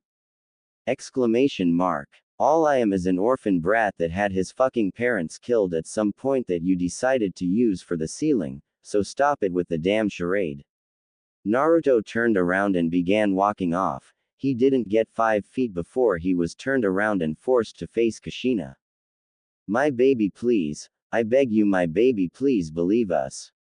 You really are our child, please, Naruto. Naruto grabbed her hand and shoved her off. Can't you two take a hint? I am not falling for it. Naruto used his chakra and jumped onto a nearby roof and ran for his apartment, ignoring all of the civilians' pleas, ignoring the excited whisperings, ignoring his parents' sobs of anguish. Time skip. Naruto was sitting in his apartment, annoyed beyond comprehension. No one in the damn village had left him alone. Ever since the damn Yondaime announced he was his son, he has been dealing with people begging for forgiveness, fangirls, and even the annoying Chunin offering training. Did the Yondaime honestly think he was that gullible? He was about to make another cup of ramen, which he had to get a Yame to drop off since he couldn't leave his house without having to deal with those annoying assholes, when someone began knocking on the door. Okay, that's it. Naruto stomped to the door and slammed it open, not even bothering to look who it was. For the last time, leave me alone. I am not the Yondaime's kid. No, I won't accept your apology. No, I won't go out with you. And no, I don't want you to train me. Just leave me the alone. And with that, Naruto slammed the door right in the face of three very shocked individuals. Outside the door, three people had come to see Naruto. They had tried to talk to him for the past week, but with all the civilians, shinobi, and fangirls trying to have a go at him, it was just impossible. Kurenai Yuhi had tried to talk to Naruto to explain the new team rosters. She had asked to be Naruto's sensei when he was first offered up. But thanks to Kakashi, she was stuck with an Inuzuka and an Aburame. She knew Kakashi only wanted to use Naruto to his own ends. Admittedly, she also wanted to use him to her own ends, but she had every intention of training him. When the Yondaime had declared her as Naruto's new sensei, she was overjoyed, but with all the annoying civilians and Chunin, she never got the chance, and now because of how exhausted her student was, he didn't even want to talk to them. Kurenai looked down as a single tear fell from her eye. Tsunade had just arrived in Konoha the day before. As soon as Jiraiya told her what happened over 12 years ago, she beat him into such a brutal pulp that he would not be doing any shinobi services for months to come. Once she found out where her godson lived, she went to the Sandame's house and punched him so hard in the face that he will never get his damn nose fixed. She came to her godson's house in hopes of doing the job Kushina asked her to do years ago, but she was met with a pissed-off blonde and a door in the face. Tsunade had let a few tears fall as she slumped her shoulders in shame. Hinata had been told by her father that he wholeheartedly approved of her dating Naruto. She was so happy that she squealed a fangirl squeal that would have put the entire Sasuke fan club to shame. She ran around the entire Hyuga compound for hours. She was so happy, making most of the branch and main family wonder her sanity. She went straight to Naruto's apartment but was being blocked by the numerous fangirls. When she finally managed to get to the door, she was ready to confess all her feelings of love, all of her hidden fantasies, all of the things she wanted to say to Naruto, but before she could even say anything, she was shouted at by the very boy she loved. Hinata broke into a myriad of sobs as Tsunade and Kurenai tried to comfort the weeping heiress. Naruto sat back in his apartment and went back to eating. He heard the crying on the other side of the door. The first time he heard it from one of the fangirls, he went to help her, but the damn girl almost raped him. So this time he ignored it, not caring that he just broke a girl's heart, not caring that he caused 3 women pain.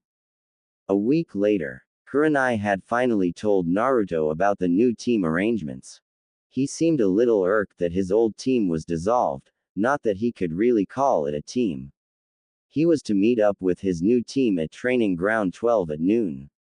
Naruto had not bothered to go to any shops and had decided to get up early to avoid the damn civilians. He had slept in a tree near Training Ground 12 up until noon finally came. He saw Hinata coming into the clearing and jumped down from the trees.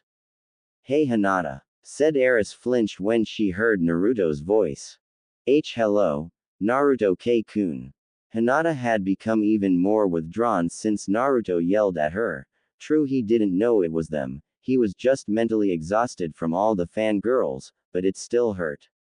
She saw so many more fangirls get rejected by Naruto time and time again. She was afraid that thanks to the Yondaime publicly declaring he was his son, that he had forced Naruto into a permanent shell, never allowing himself to get close to another. Hinata gritted her teeth in anger. It was all the villagers' fault. If they had just done as the Yondaime asked and treat his son like a hero, treated him like a human being. Hinata often cried herself to sleep. She had refused to leave her room unless it was team meetings, food, or a bathroom. She spent the rest of her time looking at a picture of Naruto as she sobbed herself to sleep. Naruto noticed a single tear fall down her eye. He quickly pulled out a handkerchief and wiped it up. Hinata was stunned by such a bold move from the blonde.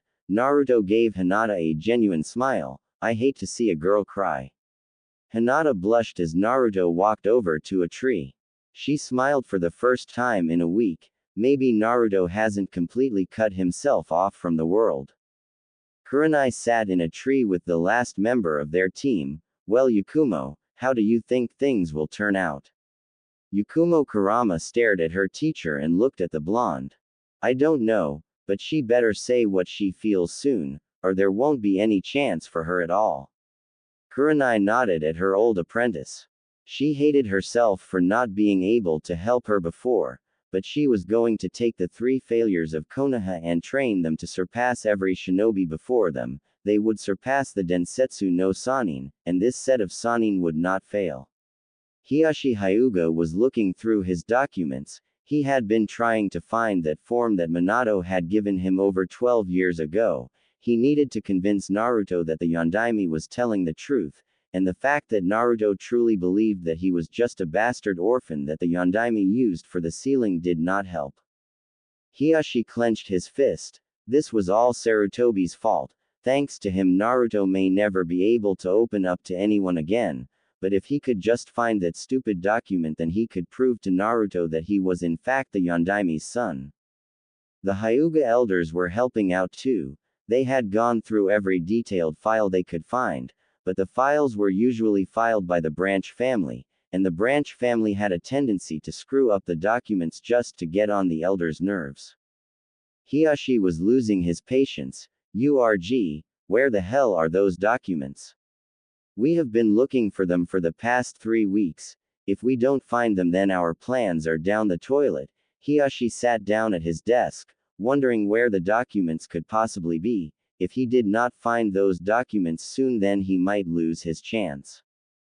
Hiyashi looked at the picture of his wife, hanging on the wall. If only you were her, my dear Hikari, then perhaps we might be able to do what we actually intended, so many years ago. Meanwhile, with Sasuke. Sasuke was trying to read his scrolls while Kakashi was off to the side moping. Ever since the announcement that Naruto was the Yondaime's son, he has grown extremely irritated. Chunin stopped coming to him and instead went to Naruto to try and train him. He had lost a majority of his fangirls. The only ones still remaining at his side were Sakura and Ino, but Ino was slowly slipping away from his grasp. Kakashi no longer showed up late, but he always sat to the side moping. He constantly sat curled up in a ball, and he would occasionally hear a choked sob come from the Chunin, and the entire time he was clutching a scroll. He had asked Kakashi what was in the scroll, and all he said was, "It doesn't concern you," and now he was trying to learn one of the Uchiha family's prized fire jutsu. It was extremely complicated. Up to the point that it would take someone with a fully developed Sharingan to read the specialized kanji. He clutched the scroll in anger. He was not going to learn anything with an inept sensei standing on the sidelines. In the Yondaime's office, Minato was extremely frustrated. Ever since the announcement that Naruto was his son, he has been getting Chunin after Chunin, trying to train the blonde to get in his good graces. So far it had only succeeded in pissing him off further. On top of that, the new treaty from Suna was here, and the terms were definitely not what he was hoping for. The newest team, Kurenai, had been doing D through B rank missions so far. Each time the mission report came, Naruto would wait outside until Kurenai came out. Damn you, Sarutobi. Thanks to you I have lost my son, and I may never get him back, damn it. Minato had been trying for 3 weeks to figure out some way for his son to accept him, but so far the task had proven fruitless. Minato was reading through the treaty, and sighed that this would only make things worse. I need some aspirin. He pressed a button and spoke into the intercom. Suzumi, the intercom clicked for a minute. Yes, Yondaime-sama. Have someone go retrieve my son. Of course, Yondaime-sama. He let go of the intercom button and read over the treaty again. Please forgive me, my son. At Konoha's gates, the Suna entourage was heading through the gates towards the Hokage Tower to finalize the treaty agreement. The entourage included Gaara, Kankuro, Temari, and a small group of Suna shinobi guards. Temari was smiling a huge smile that screamed, "This is the best day of my life." Gaara and Kankuro were extremely frightened by this new persona of their Nei-chan. Gaara, Kankuro whispered to Gaara, "Is Nei-chan alright?" Gaara was staying far from Temari. "Honestly, I have no clue." Temari was extremely happy. She had convinced the council this was the best course of action, and who was better for the position. "I hope that he accepts." With Naruto, Kurenai had gone through a lot of effort to try and get Naruto to open up, but because of what has happened in the last 3 weeks he was very recluse. He didn't even leave his house anymore, saying that he does not want to deal with the ignorant villagers. She wanted to go right to the former Sandaime and kick him right where it hurts. Thanks to him, Naruto no longer had the hope of gaining a family. He no longer trusted anyone, all because Sarutobi broke several promises to Naruto's parents. Naruto was reading a scroll on a form of old taijutsu from the Land of Blades. He was having extreme difficulty since he barely knew how to read. The Sandaime knew this and had never bothered to rectify this problem. So far Naruto had only barely gotten past the first paragraph. Kurenai decided to help Naruto out. She walked over and got to eye level with the blonde. "Hey Naruto, how about I help you out?" Naruto glanced up at Kurenai before he quickly returned his eyes to the scroll. "No thanks. Why don't you go train Hinata and Yakumo? They are clan heirs, and are clearly more important than the bastard Kyuubi child." Kurenai cringed at his tone. After the announcement he had come up with this twisted realization that only those with noble blood would ever be considered worth training, and since Naruto truly believed he was just some bastard orphan, thanks to the Sandaime, he decided that he was no longer going to waste his time asking for his sensei's help. He even went so far as to coldly say he wasn't worth it. "Look, Naruto glanced at Kurenai with a cold look. "Listen Kurenai, I don't want to hear it alright, I am not the Yondaime's son, and no doubt the Yondaime put you up to this so later on he can order you to kill me." Kurenai snapped at Naruto as she released a small amount of killing intent. "Listen here Naruto, your father would never order someone to kill his own son." Naruto snapped up to glare right in Kurenai's face. "For the last fucking time, I am not his son. Go train the other two, I'm better off on my own anyway." Naruto grabbed his scrolls and began walking off, when an Anbu shunshined in front of him. "Naruto Uzumaki, your father." The Anbu was blasted by a dose of killing intent. "He is not my father." The killing intent dropped as the Anbu recovered from the sudden killing intent and continued. "The Yondaime wishes to speak to you Naruto." Naruto sighed as he began walking towards the Hokage Tower. The Anbu turned to Kurenai. "He really doesn't need the shit he is dealing with. I really hope he opens up soon." Kurenai looked down as she spoke. "I hope so too Tenzo, I really do." Tenzo shunshined off as Kurenai turned towards the last two students in the field. "Okay, let's get back to training." Time skip. Hokage office. Minato was awaiting the arrival of the Suna entourage, as well as the arrival of his son. Kushina had arrived back from her mission a few minutes ago, and she was not happy with the treaty at all. "What the hell Minato, we want Naruto to accept us as his parents, not hate us, what were you thinking?" Minato cringed as he listened to his wife. He knew Naruto was going to hate him for this, but they needed to get his treaty finalized. "Kushina, believe me, I do not like this either, but we have to finalize this treaty to prevent an all-out war." Kushina scoffed at this. "Why do we even bother staying in Konoha?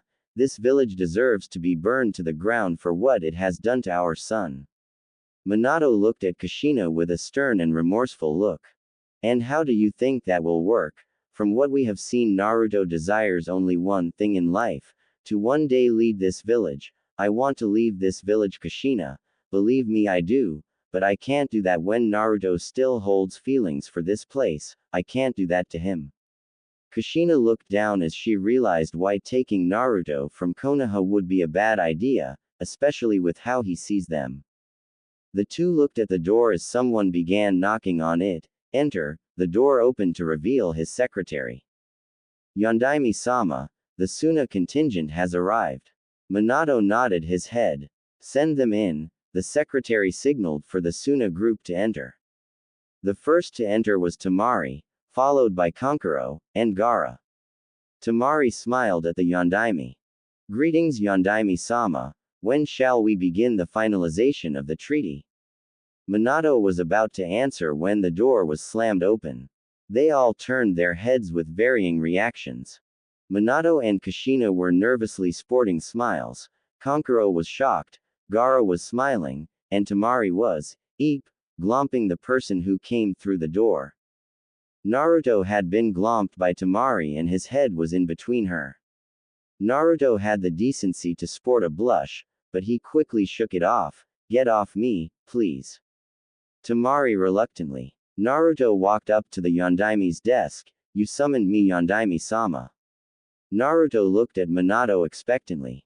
Naruto, as you are probably aware, the invasion caused severe damage to Suna's forces, so we have finalized a recent treaty between our two villages. Naruto quirked an eyebrow, not getting what the Yondaime was talking about. What are you getting at? Minato sighed as Kushina stepped forward. Naruto, the Suna Council, along with Temari no Sabaku, believe that the best way to permanently secure our treaty is to have an arranged marriage between two of our shinobi. So why isn't the Uchiha here? Everyone looked at Naruto as if he had grown a second head. Obviously Suna will want their shinobi to marry someone of high standing, and I have not had any contact with Sasuke for the last 2 weeks, so I will not be of much help giving him the message that you want him to marry a Suna woman.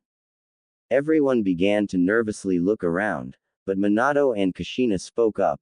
Naruto, it's not Sasuke that will be a part of the arranged marriage, it's you. Excuse me. Naruto spoke with a calm demeanor, but there was clear aggression in his voice. Would the Suna shinobi leave for a few minutes, now? The Suna team walked out of the office. When the door closed, Naruto exploded. What? Minato tried to speak. Naruto, you must understand that. Naruto cut him off.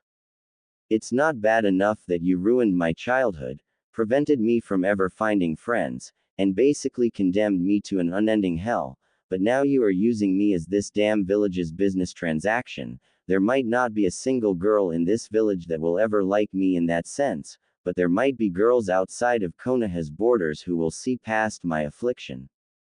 Naruto, please. My son. Minato was shut up by a massive dose of killing intent that was clearly amplified by the Kyuubi.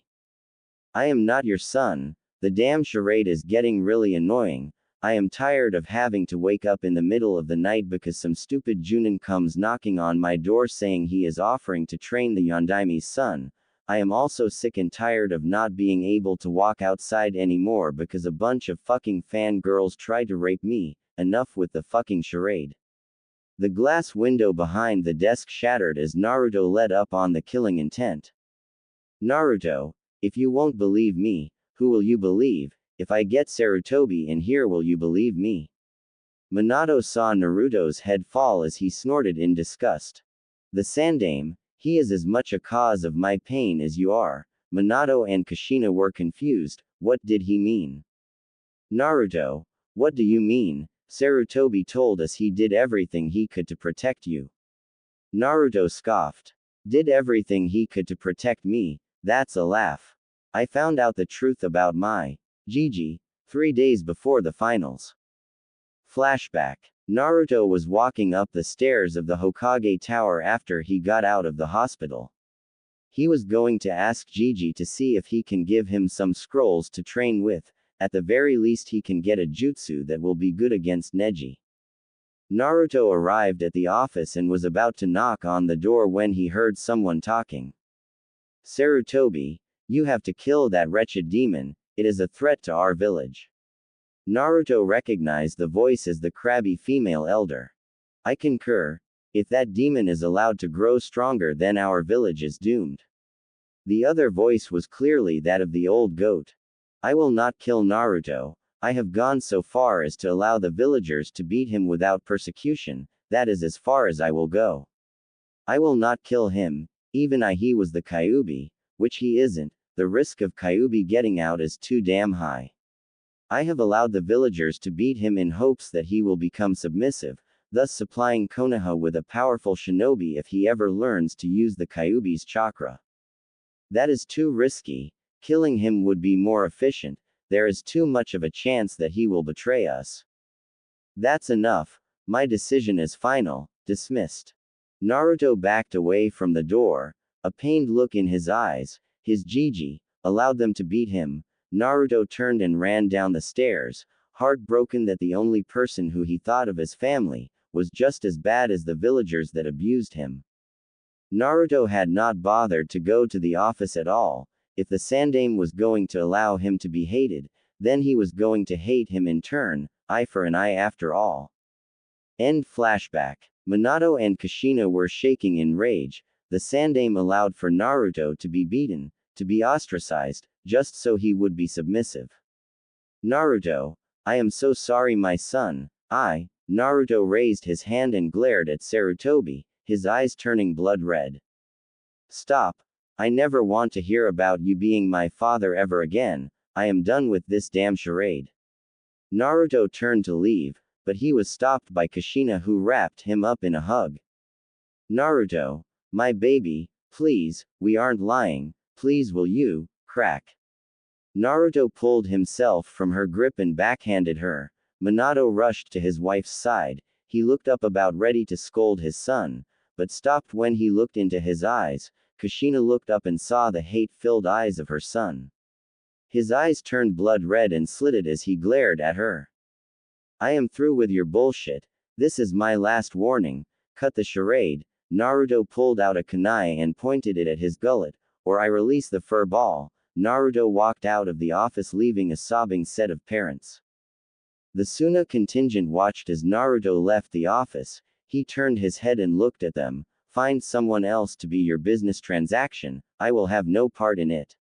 He turned and walked away leaving a shocked Temari and two fuming brothers. How dare he do that to my Nei-chan? Mother will have your blood for doing that to my sister. Temari fell to her knees. True, this was basically a political marriage, but she had demanded that Naruto be the one she marries. She had fallen for the blonde during the Chunin exam break. She remembered how she fell for him. Flashback. Temari was walking out of a dango shop after she had finished her meal. The waiter had been hitting on her, and she wanted to get the hell out of there.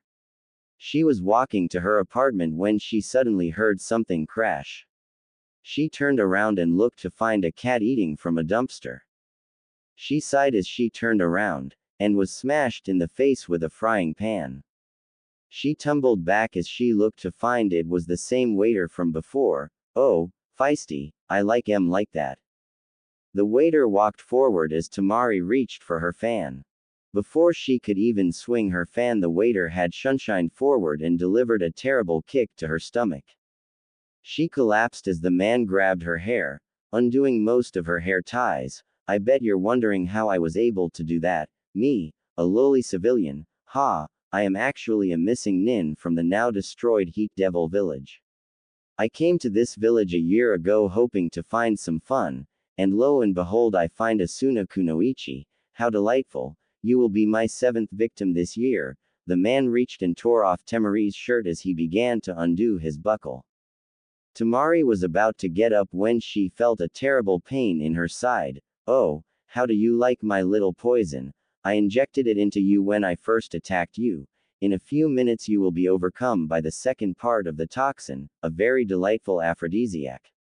The man walked forwards and climbed on top of Temari. I am going to enjoy this. The man reached for his pants and began to pull out his member while Temari was scared to death. No, my virginity, I wasn't supposed to lose it like this, I was supposed to lose it to a man I love, please no, the man was now pulling off her panties. Hey jackass. The waiter looked up as he was smashed in the face with a nearby trash can.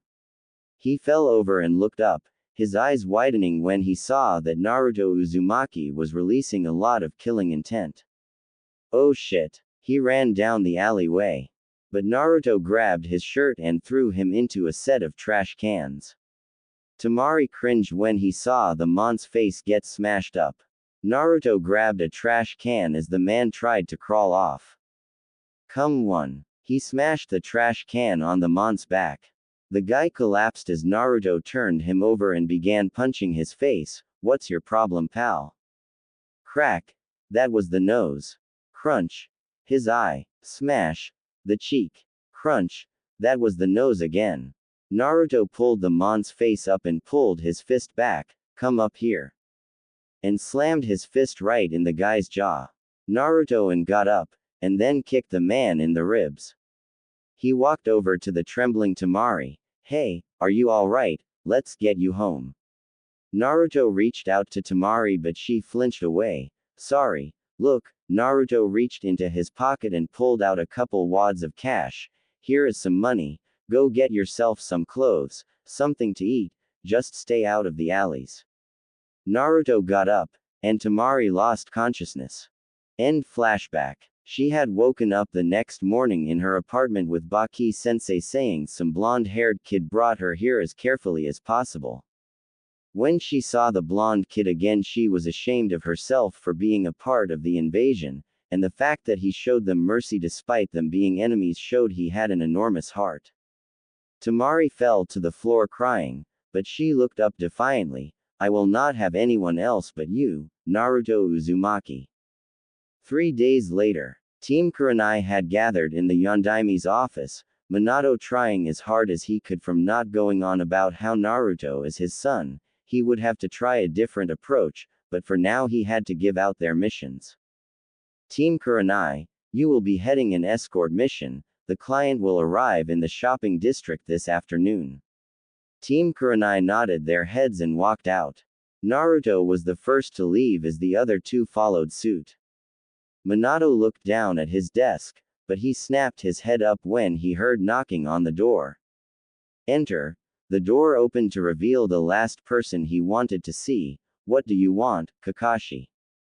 Kakashi looked down so as to avert Minato's gaze. Yondaime-sama, I was hoping if Minato stopped him before he could continue.